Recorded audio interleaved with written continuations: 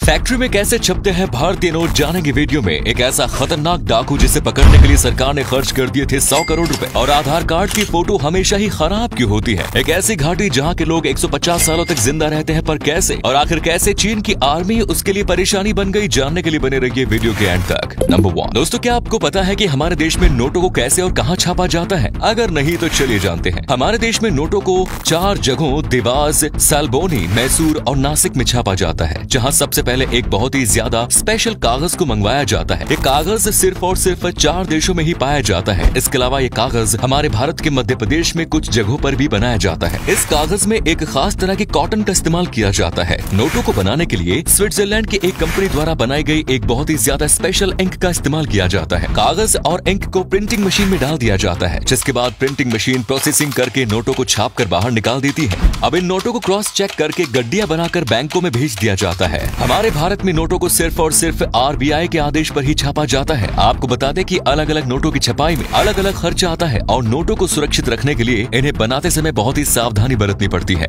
Number 2, जब भी बात भारत के सबसे खतरनाक डाकुओं की आती है तो उसमें वीरप्पन का नाम जरूर आता है। भले ही आपने वीरप्पन के बारे में ना सुना हो, लेकिन ये बहुत ही ज्यादा खतरनाक डाकू हुआ करता था, जिससे एक समय पर पुलिस भी घबराती थी। इसने पूरे 36 सालों तक तमिलनाडु, केरल, मध्य प्रदेश के जंगलों में राज किया। जंगलों में इसका मुकाबला पुलिस तक नहीं कर पाती थी। जंगल में रहकर ये इल्लीगल तरीके से चंदन की लकड़ियों को तस्करी करता था। इसके अलावा ये हाथी के दांतों की भी बहुत बड़ी मात्रा में स्मगलिंग किया करता था। भारत सरकार इस डाकू से इतना ज्यादा परेशान हो चुकी थी कि उसने इसे मारने के लिए कई ऑपरेशन चलाए, लेकिन हर बार ये पुलिस को चकमा दे देता था।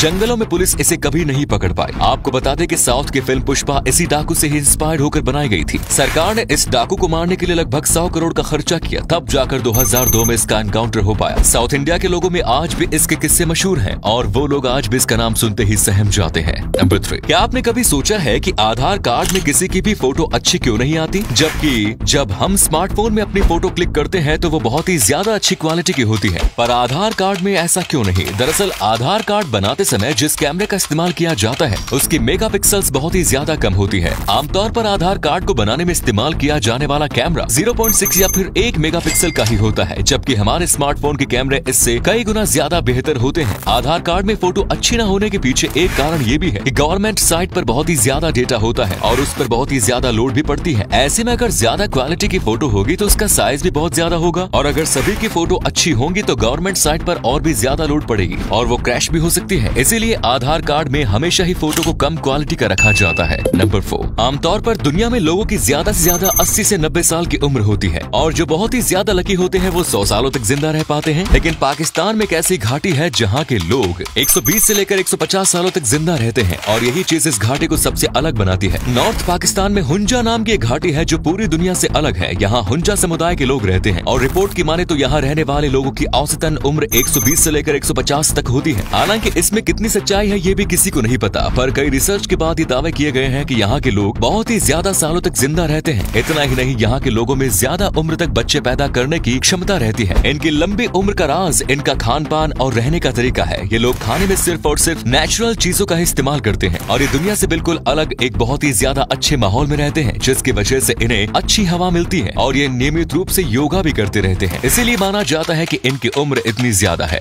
नंबर 5, दोस्तों आजकल लोग प्रमोशन के लिए क्या क्या कुछ कर देते हैं। प्रमोशन के लिए लोग ऑफिस में बॉस की वाहवाही करने में लगे रहते हैं, पर अभी स्क्रीन पर आप जिस पुलिस वाले की फोटो देख रहे हैं, इसने प्रमोशन के लिए एक ऐसा कारनामा कर दिया जिसके बारे में हम सभी सोच भी नहीं सकते। दरअसल इस पुलिस वाले का नाम मार्क है, जो प्रमोशन पाना चाहता था, लेकिन इससे कोई भी केस जल्दी सॉल्व नहीं हो पाया था। इसीलिए इसने खुद ही अपने बेटे को किडनैप किया और 16 घंटों तक छुपा कर रखा और फिर खुद ही अपने बेटे के किडनैपिंग केस को 16 घंटों के अंदर सॉल्व करके मीडिया के सामने ये कहा कि वो कितना ज्यादा होशियार पुलिस वाला है कि उसने 16 घंटों में ही केस सॉल्व कर दिया, जिसके बाद उसे प्रमोशन भी दिया जाने वाला था। लेकिन तभी उसके ही साथ ही स्टीव नाम के एक और पुलिस वाले ने उसका भांडा फोड़ दिया और सबको बताया कि किस तरह उसने अपने ही बेटे को खुद ही किडनैप करके खुद ही केस को सॉल्व कर लिया। नंबर 6, दुनिया भर में अनोखी परंपराएं और त्योहार मनाए जाते हैं जो वाकई में अविश्वसनीय होते हैं, और एक ऐसा ही त्योहार महाराष्ट्र के एक छोटे से गांव में मनाया जाता है जो बहुत ही ज्यादा अलग है। महाराष्ट्र के विदा गांव में होली के समय गांव के सबसे नए दामाद को गधे की सवारी करवाई जाती है और उसे मन पसंद कपड़े भी दिए जाते हैं। करीब 90 सालों से इस गांव में ये परंपरा चलती आ रही है, जिसे यहाँ के लोग होली के समय काफी धूमधाम से मनाते हैं। माना जाता है कि इस गांव के एक नागरिक ने इस परंपरा को शुरू किया था, जिसे लोगों ने काफी ज्यादा पसंद किया और 90 सालों से ये परंपरा वहाँ पर चलती आ रही है। गाँव के सबसे नए दामाद का चुनाव करने के लिए लगभग 4 से 5 दिन लग जाते हैं और जब उसका चुनाव हो जाता है तो उसे एक गधे पर बैठाकर पूरे गांव में घुमाया जाता है और हनुमान मंदिर के पास पहुंचकर ये यात्रा खत्म हो जाती है, जहां उसे उसकी पसंद के कपड़े भी दिए जाते हैं। नंबर 7 दोस्तों, आइसक्रीम खाना किसको पसंद नहीं होता, पर क्या हो अगर कोई इंसान आइसक्रीम खाकर करोड़ों रुपए कमाए। जी हाँ दोस्तों, हम बात कर रहे हैं अमेरिका के रहने वाले जॉन हैरिसन नाम के इस शख्स की, जो आइसक्रीम खाकर हर साल करोड़ों रुपए कमाते हैं। दरअसल जॉन बड़ी बड़ी आइसक्रीम बनाने वाली कंपनियों में जॉब करता है, जो इसे आइसक्रीम का फ्लेवर चखने के बदले करोड़ों रुपए देती है।